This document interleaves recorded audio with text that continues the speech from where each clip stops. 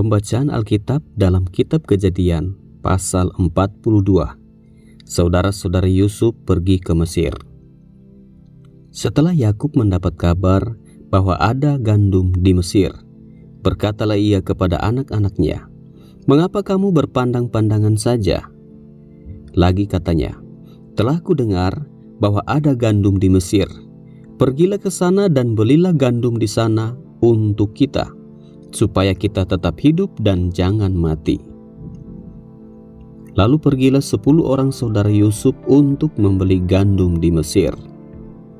Tetapi Yakub tidak membiarkan Benyamin, adik Yusuf, pergi bersama-sama dengan saudara-saudaranya, sebab pikirnya, jangan-jangan ia ditimpa kecelakaan nanti.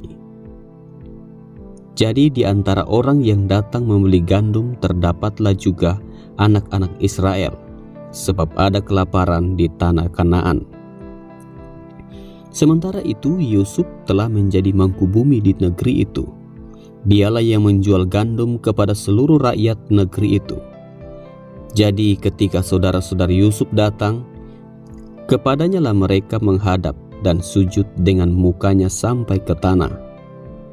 Ketika Yusuf melihat saudara-saudaranya, segeralah mereka dikenalnya. Tetapi ia berlaku seolah-olah ia seorang asing kepada mereka.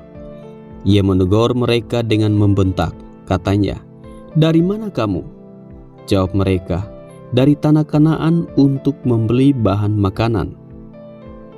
Memang Yusuf mengenal saudara-saudaranya itu, tetapi dia tidak dikenal mereka. Lalu teringatlah Yusuf akan mimpi-mimpinya tentang mereka.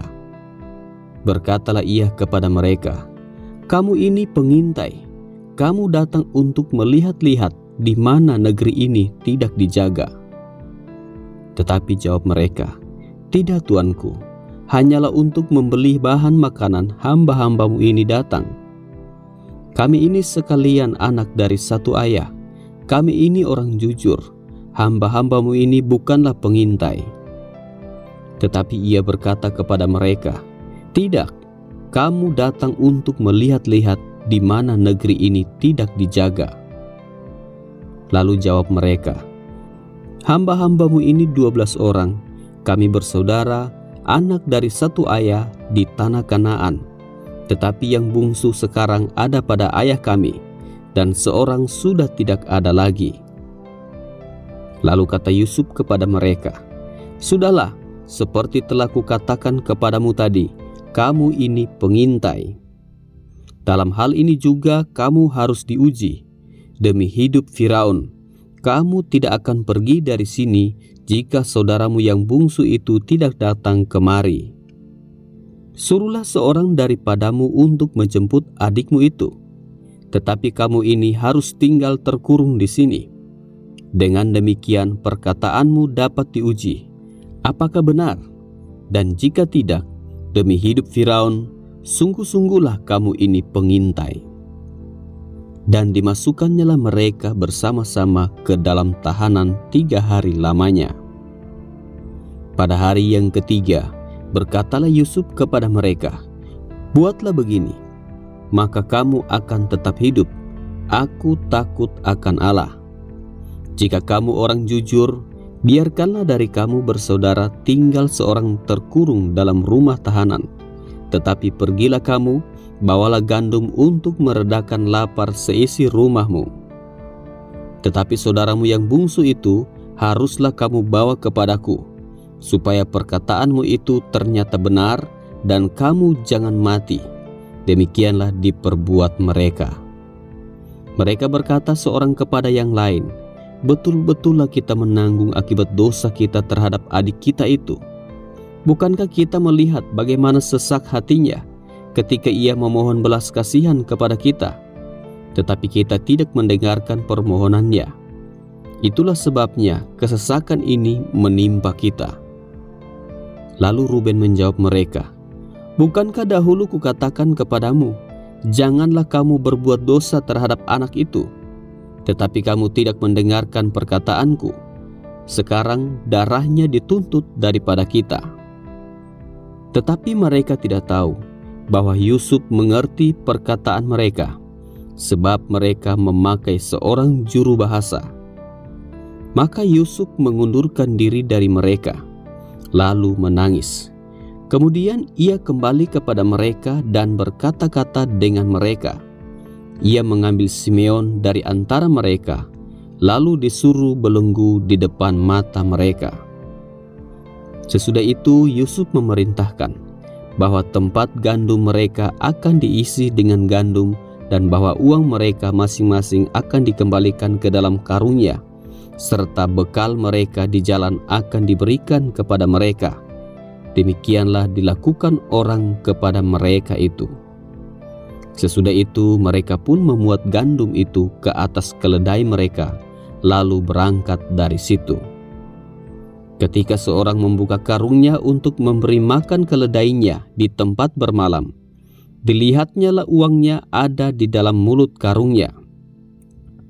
Katanya kepada saudara-saudaranya, "Uangku dikembalikan, lihat, ada dalam karungku." Lalu hati mereka menjadi tawar dan mereka berpandang-pandangan dengan gemetar serta berkata, "Apakah juga yang diperbuat Allah terhadap kita?" Ketika mereka sampai kepada Yakub, ayah mereka, di tanah Kanaan, mereka menceritakan segala sesuatu yang dialaminya. Katanya, "Orang itu, yakni yang menjadi tuan atas negeri itu, telah menegur kami dengan membentak dan memperlakukan kami sebagai pengintai negeri itu. Tetapi kata kami kepadanya, 'Kami orang jujur, kami bukan pengintai. Kami 12 orang bersaudara, anak-anak ayah kami, seorang sudah tidak ada lagi, dan yang bungsu ada sekarang pada ayah kami di tanah Kanaan.'